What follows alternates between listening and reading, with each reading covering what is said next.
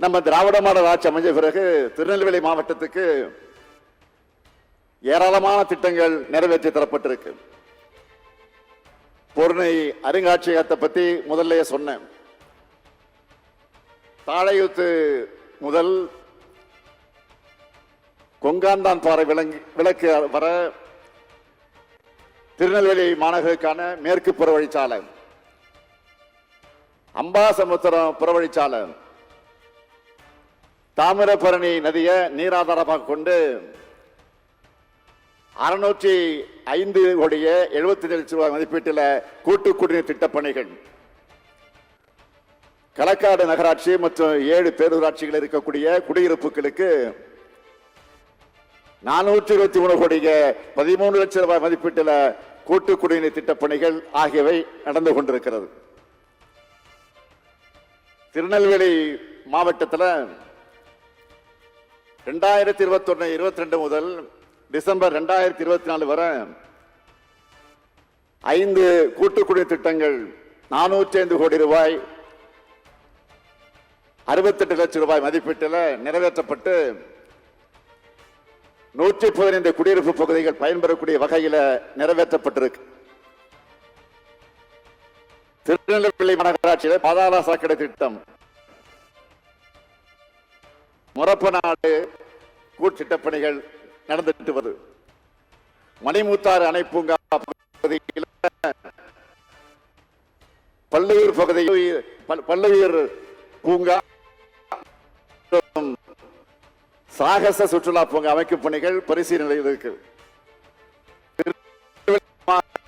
திருமாவளவன் பகுதியில் புதிய ஆக்டிவ் பூங்கா, வள்ளியூர்ல மாவட்ட தலைமை மருத்துவமனை, திருநெல்வேலி மருத்துவக் கல்லூரியில மருத்துவமனையில் 50 படுக்கைகள் கொண்ட தீவிர சிகிச்சை பிரிவு மற்றும் ஆய்வகம், திருநெல்வேலி மருத்துவ கல்லூரியில் இதயம், நரம்பு, சிறுநீரகம் மற்றும் கல்லீரல் நோய்களுக்கான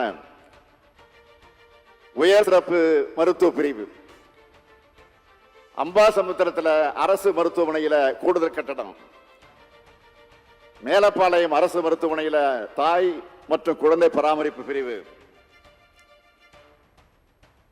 என்சிடி பிளாக் மற்றும் டயாலிசிஸ் பிரிவு,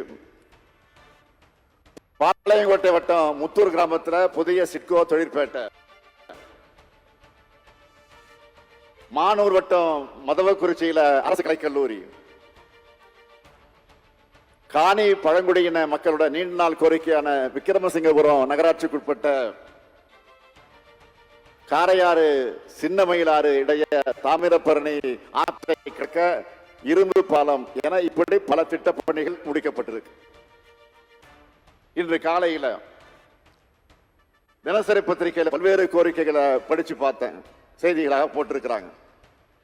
நல்ல எண்ணத்தோடு சில பேர் போட்டிருக்கிறாங்க, கெட்ட எண்ணத்தோடு சில பேர் போட்டிருக்கிறாங்க. அது வேறு, எந்த செய்தியாக தான் நான் படிப்பதை தவறதில்லை. ஆகவே உங்களை பார்க்க இவ்வளவு தூரம் வந்திருக்க, நான் புது அறிவிப்புகளை அறிவிக்காம நான் போக முடியுமா? இங்கிருந்து நேரு என்ன விட்டுருவாரா? ஆகவே நெல்லை சீமைக்கான முதல் அறிவிப்பு, திருநெல்வேலி மாவட்டத்தோட எதிர்கால தொழில் வளர்ச்சியை கருத்திலே கொண்டு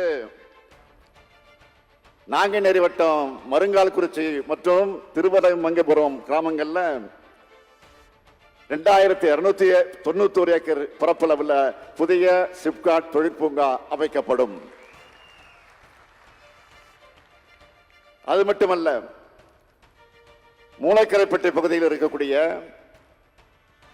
1200 ஏக்கர் தரிசு நிலங்கள்ல மேலும் ஒரு புதிய சிப்காட் தொழிற்பூங்கா அமைக்கப்படும். இரண்டாவது அறிவிப்பு, திருநெல்வேலி மாநகரத்தில் மதுரை குமரி சாலையில பாளையங்கோட்டை பேருந்து நிலையம் மற்றும் எம்ஜிஆர் பேருந்து நிலையம் இடையே குலவணிகர் புறத்தில் இருக்கக்கூடிய ரயில்வே கடவு பாதைக்கு மாற்றா புதிய ஒய் வடிவு ரயில்வே மேம்பாலம் 120 கோடி ரூபாய் மதிப்பீட்டில் அமைக்கப்படும். மூன்றாவது அறிவிப்பு, திருநெல்வேலி மாநகராட்சியில் புதிய கழிவுநீர் சுத்திகரிப்பு நிலையம் அமைக்கப்பட்டு அதிலிருந்து சுத்திகரிக்கப்பட்ட நீரை சிப்காட் கங்கை கொண்டான் தொழிற்சாலைகளுக்கும் மற்ற தொழில் பூங்காக்களுக்கும் பயன்படுத்த திட்டம் செயல்படுத்தப்படும். இதன் மூலம் தாமிரபரணி ஆற்றில கழிவுநீர் கலக்கிறத முற்றிலுமாக தடுக்கவும் தொழிற்சாலை தேவைகளுக்கு சுத்திகரிக்கப்பட்ட நீரை பயன்படுத்தவும் வழிவகை ஏற்படும். 4வது அறிவிப்பு, பாளையங்கோட்டை அம்பாசமுத்திரம் சாலை மேலப்பாளையம் பகுதியில் 9 கோடி ரூபாய் மதிப்பீட்டில் நெடுஞ்சாலைத்துறை மூலம் 4 வழிச்சாலையா விரிவாக்கம் செய்யப்படும். 5வது அறிவிப்பு, அம்பாசமுத்திரம் வட்டம் அருள்மிகு பாபநாச சுவாமி திருக்கோயிலுக்கு வர்ற பக்தர்களுக்கு பல்வேறு உள்கட்டமைப்பு வசதிகள் ஏற்படுத்த 5 கோடி ரூபாய் மதிப்பீட்டில் மேம்படுத்தப்படும். 6வது அறிவிப்பு,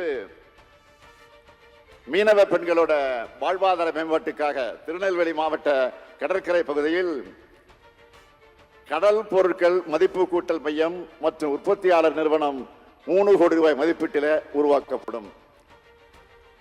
நான் இப்ப அறிவிச்ச திட்டங்களுக்கெல்லாம் விரைவில் அரசாணை வெளியிடப்பட்டு பணிகள் தொடங்கும்.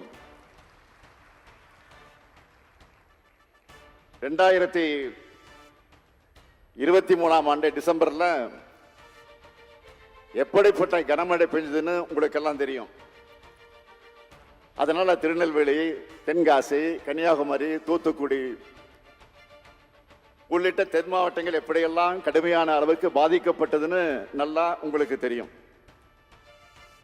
அந்த பாதிப்புகள் இருந்து மீள ஒன்றிய அரசு கிட்ட நாம நிதி கேட்டோம். 2 ஒன்றிய அமைச்சர்கள் வந்தாங்க. ஆனா அவங்க உடனடியாக இடைக்கால நிதி உதவியை கூட செய்யல. நம்முடைய நயினா நாகேந்திரன் கோபித்துக் கொள்ளக்கூடாது. அவருக்கு உண்மை தெரியும். ஆனா அவர் பேச மாட்டார். நீங்கள் பேசுங்கள் என்றுதான் எனக்கு அனுமதி கொடுப்பார். இருந்தாலும் மாநில அரசோட நிதியை வச்சு நிவாரண பணிகளை நாம செஞ்சோம். தொடர்ந்து ஒன்றிய அரசு கிட்ட நிதி கேட்டு வலியுறுத்தினோம். கொடுக்காத அவங்களை கண்டிச்சோம். அப்பவும் வரல.